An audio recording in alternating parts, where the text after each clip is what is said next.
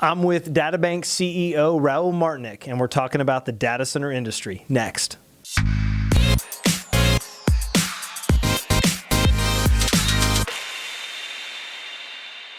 Well, Raul, thanks for joining us today. I'm really excited to get to talk with you about the industry, and I think this is a really exciting time in the data center market. Absolutely. The last few years, the growth. When we started Data Center Hawk in 2014.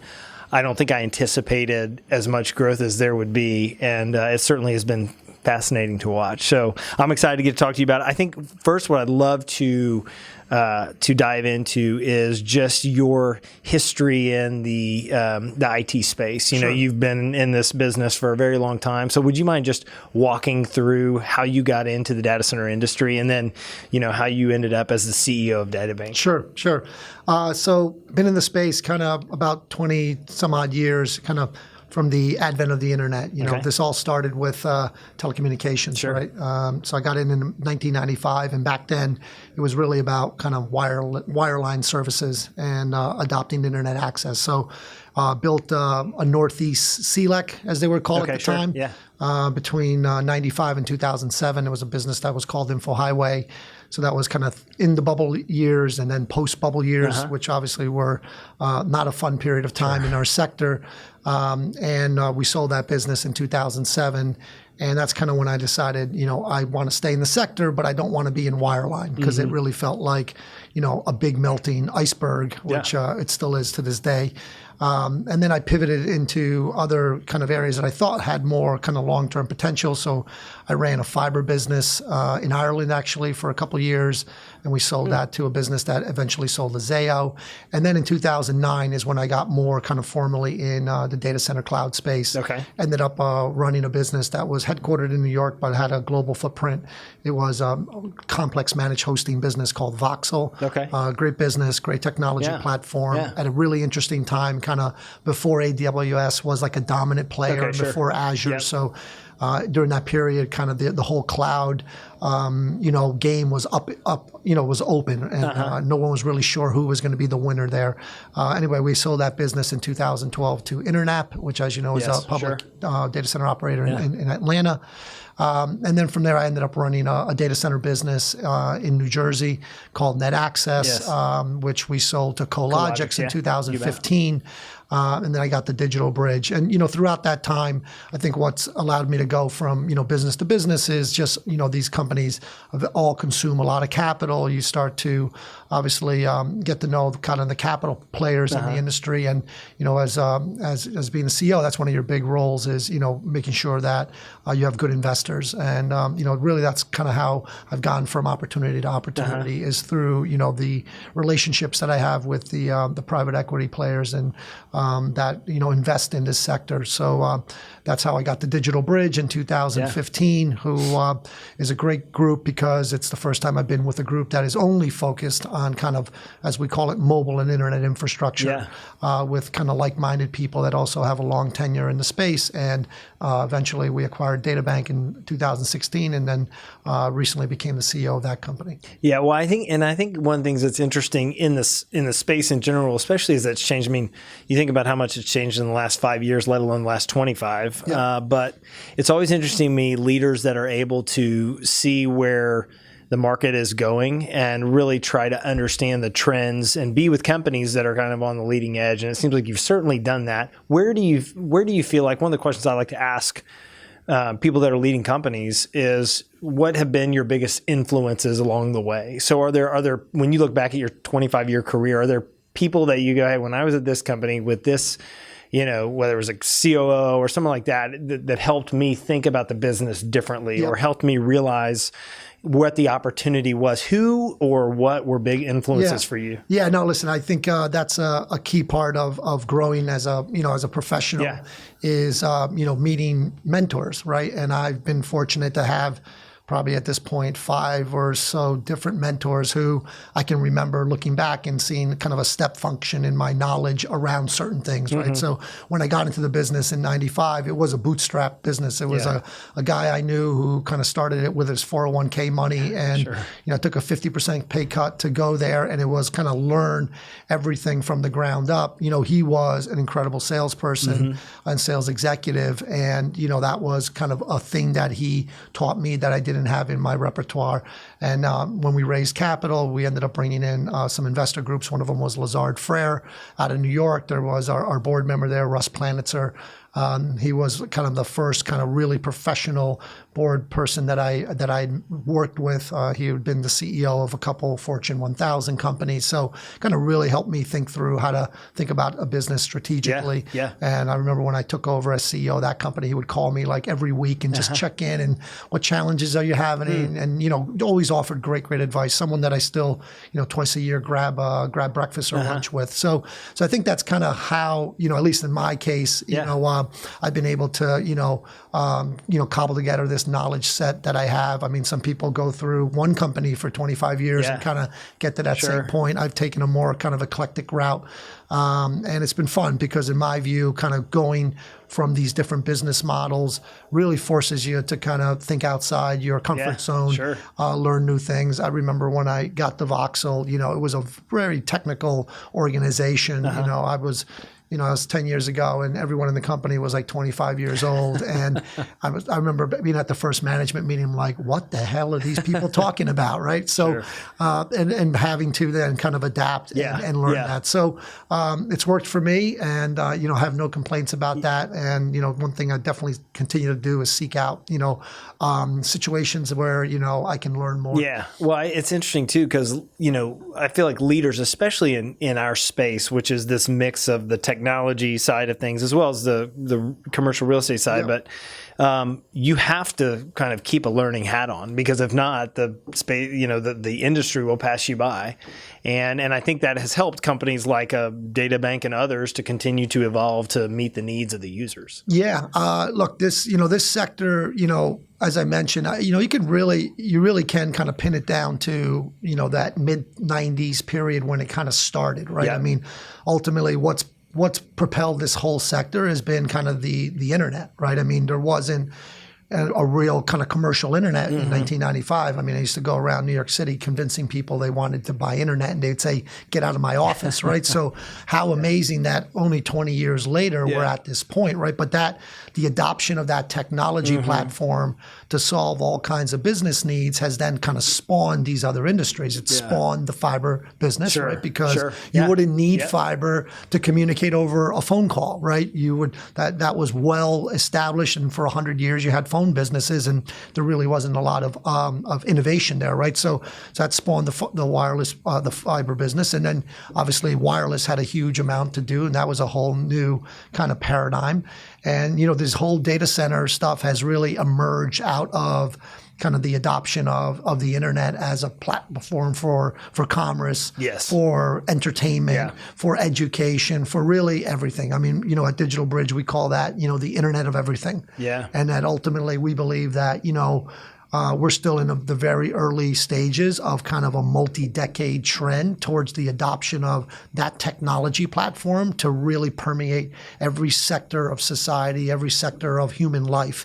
And as that happens, you're going to need more infrastructure. So that's really kind of our thesis in a very simple statement, which is, that is going to result in more wireless infrastructure, towers and small cell, more fiber, and then hence more data centers. Yeah, well, it's creeping its way into just every part of our life. I was at a meeting the other day and we were talking about, instead of dad scoring baseball games, like we're doing it on our phone on apps. And, just the whole world is changing from the way that we used to do, traditional, whether it's business practices or, B2C type of things. And now it's done, with a technical platform. And that's really interesting. So when you think about Databank, you've been there now for, about a year, leading the charge. If you could drive one value into the company, into the company's DNA, what would you drive? What would be the one value you would want the company to stand for?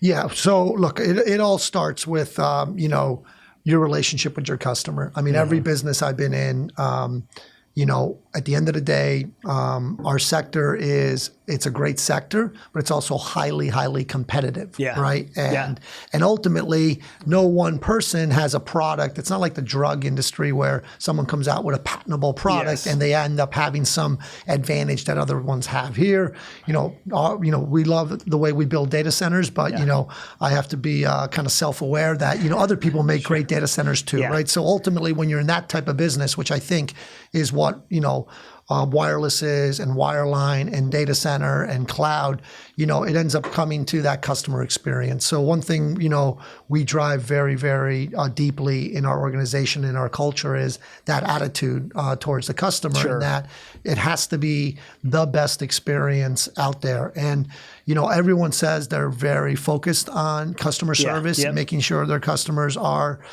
taken care of. But, the reality is, as you well know, as, being someone that knows what's going on behind the curtain on certain of these companies, there's companies that do it better than others. So our view is, if you can couple, obviously, a great product with a kind of great service organization, then that is what leads to kind of greater than average market returns, right? That's how we create alpha, as we say. So that's kind of what the focus is. And, Databank, when we met the company, we could see that it had that in its DNA already. So it's not something that we had to turn around because those things happen too. Exactly. How do we scale that from 3 markets to more markets? And and today we're in 8 markets. 12 months after we made that acquisition.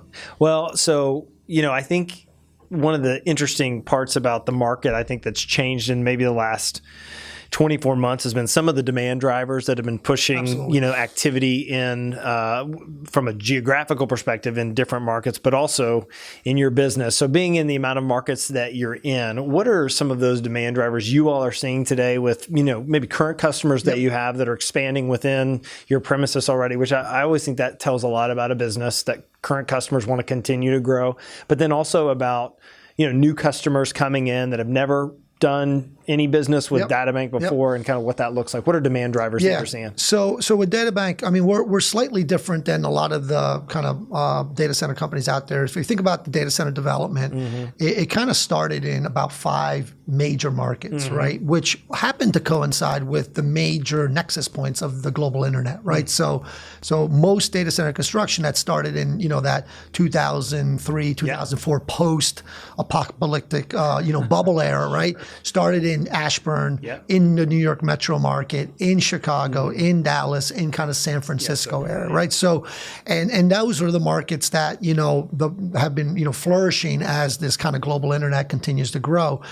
With Databank, what we saw is, there's obviously this concept called the edge, right? And ultimately, when content was not so voluminous, you could kind of service all your end users from a couple locations in America. But what's definitely happened over the last couple of years, and why we really like the Databank profile, is that what these kind of cloud and content guys are starting to see is that they can't just service their end users from 5 locations. They need to be in 20 locations or 30 locations. And it's that kind of, kind of that spread and the need of content to be closer to the eyeball or closer to the end user that's driving growth. So when we saw Databank as a company that, kind of similar to that evolution, it started in Dallas, had built up a good reputation and a good base of business in Dallas, but their next market wasn't Chicago. Right. Their next market was Minneapolis, right? And then their next market after that wasn't San Francisco, it was Kansas City, right? So when we kind of looked at that that kind of strategy, and we looked at the growth that they were able to do that, because the other dynamic is in those markets, which is probably not unexpected, they tend to be, they're not the early adopter markets when it comes to technology trends, right? So the tier 1 markets, the enterprises had outsourced first, and the secondary markets, they're kind of they're coming around to that idea. So there's a kind of latent demand there on the enterprise side. So we really like that dynamic. And then obviously since then we've expanded to Salt Lake, to Cleveland and Pittsburgh, to Atlanta, and then most recently to Baltimore. So again, we're staying kind of true to our secondary market strategy there. And what we see there is again, there's there's still a lot of latent enterprise outsourcing demand in those markets. Yep. And then number two, we're starting to see that the larger cloud and content players recognize that to service the 2 million people that are in the Kansas City MSA, it doesn't make sense, kind of given the number of applications, the amount of content that they're driving, to do that from Chicago or from Dallas. It makes more sense to forward deploy some infrastructure in that market and be 10 milliseconds away from everything in that market. So those are the trends that we're seeing, and in those markets, we tend to show up and try to go deep, build very high quality facilities, build multiple facilities so that, we can kind of stand above the competitive landscape there. Yeah, I think one thing you hit on, talking about enterprise demand, and, sometimes, this is my opinion only, but we talk so much about cloud and how organizations are adopting cloud that I think we can forget that there are still organizations that haven't even adopted colocation as a solution yet. And so, not saying that they won't bypass colocation, but do you see that or would you agree or disagree that the industry, that there's still a lot of demand sitting in on-site premises with? It's unquestionable. I mean, we obviously follow these statistics very closely and work with outside groups to help us validate what we're seeing. But the numbers we see is that around 65% of enterprise infrastructure is still owned and operated by the enterprise. Yeah, so there's a huge opportunity there. Yeah, right. And in terms of that question, which is, I call it the one ring to rule them all question, which is, does everything become public cloud? Sure. Obviously no one knows the answer to that, but if you look back at the history of kind of this sector and then before that, kind of the computer sector, it just seems like no one dominant philosophy has ever held true. And what we're seeing today, at least in 2018, is that there's different reasons why a customer wants to be in public cloud or private cloud or co-location. And we see that kind of existing really for a very, very long time. And that's why we've kind of taken an approach around this hybrid approach, which is we don't want to be a hammer looking for a nail and showing co-location as the only solution to your IT infrastructure needs. We want to be able to offer a menu of kind of broad sector of products that then we can help the customer think through what workloads, what data sets, what use cases make the most sense in public cloud, private cloud, or co-location. Yeah, and I think you've seen data center operators really work to position themselves to have the knowledge and expertise to serve the customer's needs as they have broadened to an extent. Being able to say, hey, we can provide power, space, and cooling if that's what you need, but we also have managed services.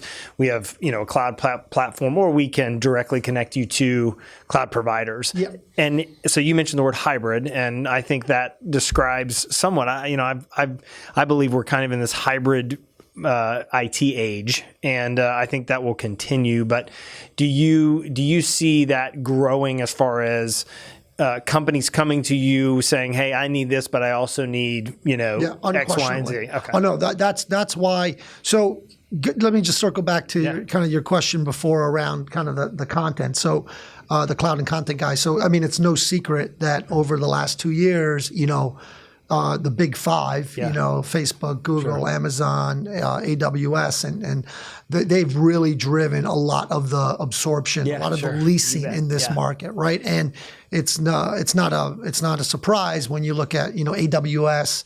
They released their numbers a few weeks ago. I mean, they grew 40% year over year. I mean, they're a $20 billion business growing at 40% a year. It's absolutely astounding, right? But when you peel back from there, the reality is that the enterprise space, they're still going to need co-location. They're still going to need, different types of solutions. And we specifically, I told you earlier, we want to be really close to our customers. And when you start seeing RFPs where they're asking you in the RFP, do you do managed services? Some of them are, and some of them are even, we don't even know if we want to do managed services, but we know that in the future we're going to. Yes, and we want to pick a provider today that we know will be able to meet those needs. Yes. I've had these conversations dozens of times. So that's what gives us the conviction behind our strategy. And then our sector has decided to pursue it in very, many different ways. I mean, some of our public competitors who are REITs, and really our space and power players, you know, you go to their website and you'd be forgiven if you thought you were reading about a hybrid player, right? Sure. Because that word is all over their website. Yeah. But what that really means to them is, oh, we're going to introduce you to this third-party guy, or we're going to introduce you to this person that's going to get you to AWS. And listen, I think that solution makes sense for the most sophisticated organizations that have the bandwidth to be able to evaluate all three of those different buying decisions. And traditionally, that list of sophisticated groups is very small when you look at the total market. Yeah. But you know, we think that the kind of the bread and butter, the mid-sized enterprises are going to gravitate towards a solution and towards service providers that can offer that kind of with a single throat to choke, as we like to say, on a single MSA with a single kind of aggregated spend. And we think that is the more logical way that this industry evolves. Yeah, and you hit on something that I think is so critical today for companies that are looking at who to partner with. And that is, so if you're a company and you're trying to figure out your IT solution, you've got to think about 3 to 5 years from now, and you've got to think about the unknowns that you might not need today, but you better partner with somebody who knows what to do if you do need those services. Because once you invest the time, energy, and effort to deploy, or migrate your IT solution into, with the data center operator, you're going to be there a while, traditionally. Exactly. I mean, you can leave, but it can be challenging too. So making sure you're with someone that can help you, I think, through the trenches of, we don't know the future, but we know that cloud could be part of our solution moving forward. We know we might need managed services. You've got to evaluate that now versus 2 years in and not having, the knowledge that they can do that. Absolutely. I mean, that's the way we view it, and that's where we've positioned the company. Yeah. So you're aware of this because y'all were a part of it, but 2017 was a breakout year from M&A activity as it relates to the data center industry.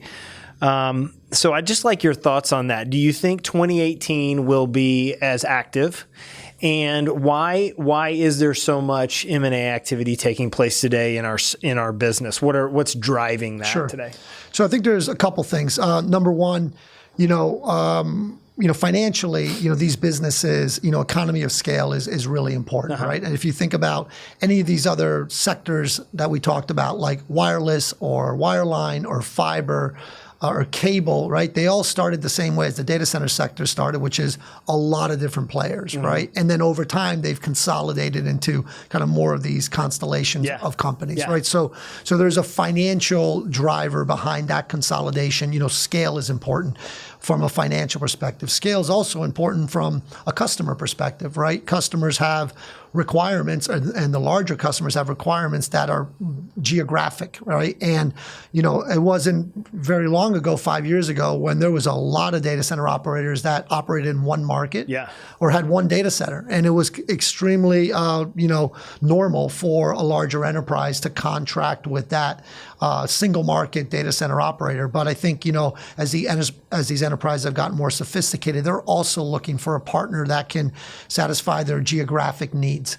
And then the third thing is just there's a lot of money coming into the sector, right? So the data center sector has attracted, significant inflows of capital from what are traditionally non-technology investors and that are more real estate investors, right? And that's why the top 5 public data center operators are all REITs, and the REITs investor group is willing to, is willing to accept a lower rate of return than, let's say, a technology investor that has to deal with technology risk. So that's driven obviously multiples up. It's brought in a lot of the dry powder and has kind of fueled this M&A that's happened over the last couple of years. I think I don't think it's going to slow down. I think that it will continue continue? Is 18 going to be more than 17? That's hard to say, but I think it would be pretty easy to say that the long-term trend is going to be towards continual consolidation. Yeah. How many, when a data center user comes to Databank with a requirement, how many of them, are focused on this location? I'm in Dallas, but I need to know how you can serve our needs in, Northern Virginia or Minneapolis or Seattle or Salt Lake. How many are coming with, that question about multi-geography requirements? Yeah, the multi-market question comes up more from the perspective of they're at the point where they realize they have to have a backup site. Yes. So there's probably a smaller amount of players that kind of need co-location in multiple markets because they need to satisfy local constituencies in those markets, other than obviously the cloud and content guys. On the enterprise side, it really is about wanting to have a production location in one market and a secondary site in another market. That is really a conversation that you have all the time at this point.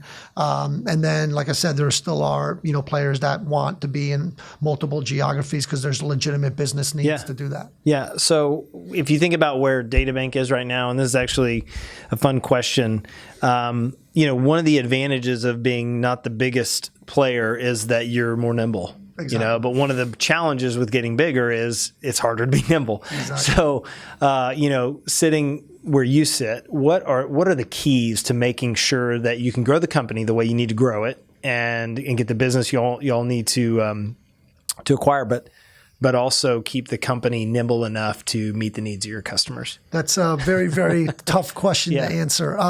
Look, I think there's no magic bullet to that. Obviously, we want to continue to expand. We want to continue to attract great people. Ultimately, it's as simple as having, great local market managers that keep the bureaucracy out of kind of the customer engagement model. We've gone from 3 markets to 8 markets in 12 months. Yeah. And that's been challenging to kind of, to keep everything running as smoothly as possible. But ultimately, I think it's about, the focus of the executive team and staying as close as possible to your customers. If you sit there and really listen to your customers and talk to your customers, they're going to tell you what you're doing right and what you're not doing right. And as long as you have that ear to the ground, I think that's the way to kind of self-correct yourself as you're trying to scale. But that's a really good question, and anyone that tells you it's easy is I think is probably embellishing a little bit. What when you think about the users that you'll have as it relates to compliance, talk about how maybe that's changed over the last 3 to 5 years and the importance behind.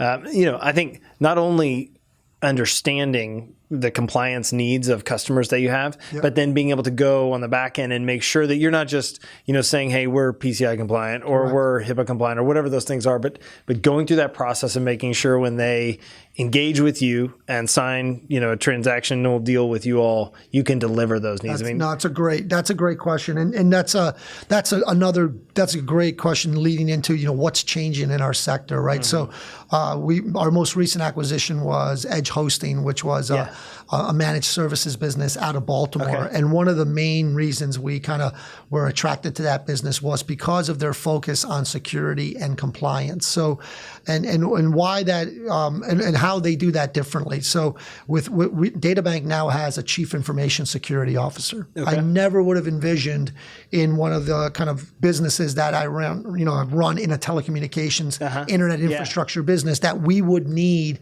a chief information security officer, or someone that is eminently qualified to assess, logical and physical security and devise a plan to ensure that, our customers' infrastructure is protected. So we actually just announced last month that he's going to be the CISO, as we say, for Databank. And we have a dedicated team of a half dozen security and compliance engineers who really kind of put a security and compliance wrapper around all our major product sets, which we put as, co-location product set, our network kind of product stack, and then our managed service stack. And it's extremely important for customers. I'll give you a perfect example that just came up this week. We have a large managed services customer who called up our CTO and asked if he and the CISO could come to a sales call that they're having with a very large corporate that would like double the size of their business, because that very large corporate is concerned about kind of the security model of their platform, of our customer's platform, and they believe that having our CISO there will ensure that the prospect feels that it's a good place to kind of do business with. So without a doubt, we see that as an area that is going to be increasingly important, and I think there's ways you can kind of embed those security features and those compliance features into your product offerings that are more than just a shield on a website. And that's really what we're trying to do and kind of have done. We expose a lot of these kind of security capabilities in our portal. We also kind of expose our compliance capabilities in our portal. So what we've done is created functionality in our portal that allows our customers to more easily stay in compliance, and for us to update them about all the things that we need to do to ensure that they stay in compliance. So it's about facilitating kind of this, this need that the modern world has put out as everything moves to the cloud, as all this personal information moves to the cloud, government information, health information, obviously financial information. I mean, we see compliance as increasing in complexity, and we want to have kind of a systematic way to kind of address that. When you think about the companies, the verticals that you just mentioned, financial, healthcare, technology, professional services, these different industry verticals, and where the opportunity, I mean, not just for Databank, but the industry. I was at an event, I think last week, and someone said, "Hey, is there a group that is behind the others? Is there maybe more opportunity in one of these industry vertical sectors than the others?" How would you answer that? I mean, where do you feel like there is a group that's had a harder time, outsourcing their IT infrastructure than others? Well, no, I would kind of reverse that back to our earlier question about why is there still 65% of corporate infrastructure behind their four walls? That's one of the big reasons, right? Security and compliance, because they feel like in someone else's environment, they're not going to be able to be as secure and as compliant as an environment. I think, finance and healthcare. Healthcare is a sector that is now rapidly growing from a kind of digitalization perspective, and doctors are notoriously bad technologists, so there's obviously a huge ecosystem growing up to kind of fill that need. While financial organizations, almost by definition, have always been technology-driven organizations. A lot of what drives finance is technology, high-frequency trading, and all the kind of systems that underpin risk management and things like that. So I don't think there's any one sector that's behind the other. I think that's kind of a broad-based kind of requirement, and one that has retarded the exporting of these enterprise workloads. And again, the more we can do to make those types of users comfortable, that they can have that same level of control and security inside our facility as opposed to their facility, means that that should propel continued growth for the sector. Right? So if you think about Databank's portfolio, and when I first thought about Databank, I always thought kind of center of the country, because it was Dallas, Minneapolis, and then Kansas City. So there's obviously been some expansions, which you mentioned earlier. But talk to me about you're in some larger markets, and then you're in some secondary markets. As you think about the greater vision for the company, and I'm not asking you to give away any trade secrets, but where do you think you'll focus from a geography perspective? I mean, will you continue to kind of stay on the path of, hey, let's find areas that are in smaller markets, but with, good density of people that would drive, kind of more edge requirements? Or do you feel like we've got to stand up, some locations in some larger markets to continue to kind of complete our portfolio? Yeah, great question. And the answer is, more than likely, number one, when we look to expand to another market like Atlanta, right? We underwrote the Atlanta expansion in early 2016, and the way we did that is, we looked at the characteristics of that marketplace. I mean, we want to look for a market where the competitive dynamic is favorable, where the supply-demand dynamic is favorable. And obviously, in early 16, that was before the switch announcement, before the DLR. Yeah. I mean, there's been a lot of announcements in Atlanta in the last. Been hot, right? So Hotlanta has gotten hot, and obviously we went into that market with a partnership with Georgia Tech, where Georgia Tech is our anchor customer on kind of a purpose-built facility in downtown Atlanta. So we already felt that was kind of a differentiated entry strategy into the market. But when we look at markets, we look for good characteristics around kind of supply demand, around enterprise outsourcing, around kind of population centers that could be attractive for cloud and content. And typically, the good thing about today's world is, unlike the bubble era, in the bubble era, the reason things got carried away is people, liked what they were doing and then decided, we're going to go plant 10 flags in 10 markets where we have no business today. And we're just going to find our way to market share. And obviously that did not work. And, what we see today is a much more rational market that you don't see a lot of people just building a brand new greenfield data center in arbitrary market. And I think that's hard sometimes for the investment world to understand. We get a lot of questions about, is there oversupply and what is, so-and-so's building 1 million square feet. And, one of the things we try to do is help them understand that's an announcement. Correct. But the reality is, they're building a 100,000 square foot building with 2 megawatts, and so trying to help the market. And some of that's just market maturity. Correct. And I always laugh because there seems to be some inefficiencies in our market, and it's funny because our market is the one that drives business efficiency. It serves the business growing and being more efficient and using technology. So it's a bit ironic to me. But so how, when you think about international growth and how do you serve client needs that say, hey, we have a need in Europe or we have a need somewhere outside of the U.S. How do you serve that today? And then is there a future plan from an international perspective? And how do you kind of process all of that? What really makes sense? Yeah, I think we don't really have international ambitions right now. We see a lot of runway in kind of the existing markets we're in, and in other markets that are similar to those. I think if you look at the path of the public guys, I mean, CoreSite isn't international yet, right? QTS isn't international yet, and CyrusOne just became international. So I think that proves that you can grow a very large business by remaining a domestic player. I think for the customers that have those type of international requirements, they're obviously massively sophisticated. They're global organizations. You don't really lose a lot of cred if they need to go to an Equinix or a DLR to get into those markets. So it hasn't been a source of drag on our business. Obviously, it seems obvious as the larger you get, the more you find those types of opportunities, and the more it makes sense to kind of broaden your geography internationally. But I think the U.S. market, the North America market, kind of including Canada, is a very deep growing market, and we see a lot of opportunity by just staying there.